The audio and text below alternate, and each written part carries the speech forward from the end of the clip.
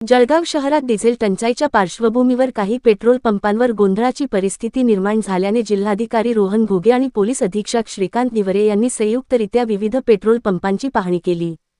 काही ठिकाणी पोलीस बंदोबस्तात डिझेलचे वितरण सुरू असल्याचेही यावेळी पाहायला मिळाले। यावेळी प्रशासनाने पेट्रोल व डिझेलचा साठा मुबलक प्रमाणात उपलब्ध असल्याचे स्पष्ट करत नागरिकांनी गोंधळून जाऊ नये असे आवाहन केले। तसेच सुरक्षेच्या दृष्टीने बाटल्या किंवा कॅनमध्ये पेट्रोल, डिझेल देऊ नये असे निर्देश पोलीस अधीक्षक श्रीकांत निवरे यांनी संबंधितांना दिले।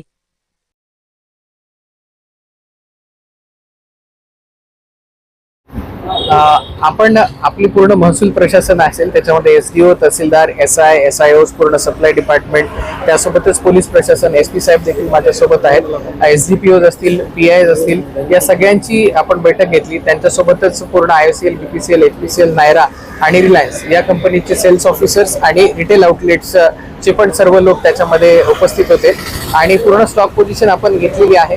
आपली आज सकाळची जी स्टॉक पोझिशन आहे ती 1990 किलो लिटरची स्टॉक पोझिशन आपल्याकडे डिझेलच्या संदर्भामध्ये उपलब्ध आहे। पेट्रोलच्या साठ्यामध्ये काहीही कमतरता नाही आणि पेट्रोल बाबत पॅनिक सुद्धा नाही। पॅनिक हे आपल्या काही ठिकाणी डिझेलच्या बाबतच होतं। तर 1990 केएलची जी आपल्याकडे सप्लाय आहे त्याच्या अगेन्स्ट आपली जी डिमांड आहे ती 1550 केएलच्या आसपास आहे आणि ट्रान्झिटमध्ये जो येणारा साठा आहे तो आपल्याकडे 1760 किलो लिटरचा जो साठा आहे तो ट्रान्झिटमध्ये आहे। अशी आपली कम्फर्टेबल पोझिशन आहे। आपल्याकडे पूर्ण जिल्ह्यामध्ये 371 पेट्रोल पंप आहेत, त्याच्यापैकी 20 पेट्रोल पंपांवरती जास्त डिमांड असल्यामुळे आज सकाळच्या परिस्थितीनुसार डिझेल संपलेला आहे, परंतु तिथेही आम्ही संध्याकाळपर्यंत डिझेल उपलब्ध करून देण्याच्या सूचना दिलेल्या आहेत। आजही रविवारच्या दिवशी युजली डेपो बंद असतात या सर्व कंपनीचे, जिथून सप्लाय होतो ते डेपो देखील आज रविवारचे पण आपण सगळे चालू ठेवायला सांगितलेले आहेत, जेणेकरून कुठेही सप्लाय खंडित होऊ नये आणि नागरिकांमध्ये पॅनिक तयार होऊ नये। या 20 ठिकाणी देखील संध्याकाळपर्यंत आपल्याकडे डिझेल उपलब्ध होणार आहे।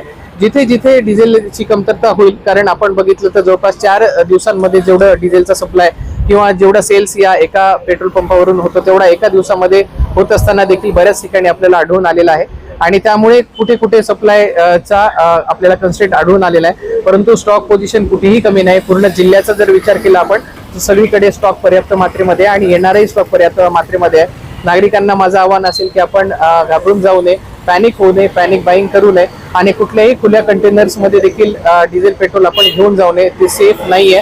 अत्यंत कुठली परिस्थिती जर अशी असेल की कुठे गाडी बंद पडलेली असेल तर तिथे सेफ कंटेनर्स आहेत, त्या सेफ कंटेनर्सच्या द्वारेच हा पुरवठा घेण्यात यावा। यामुळे अननेसेसरी थोडंसं पॅनिक क्रिएट होत आहे आणि कुठलीही साठेबाजी होणार नाही याच्याकडे आपण दक्षता घ्यावी। आपले पूर्ण एसआय असतील, एसआय असतील, सप्लाय डिपार्टमेंटचे लोक असतील आणि पोलीस प्रशासन असेल, यांना दर तासाला या 371 पेट्रोल पंपांवरती गस्त घालण्याचे निर्देश देण्यात आलेले आहे। आता सगळीकडे ऑलमोस्ट स्टॉक पोझिशन व्यवस्थित असल्यामुळे सगळीकडे लाईन ज्या आहेत त्या कमी होताना आपल्याला दिसून येत आहे। शेतकऱ्यांचं मला खूप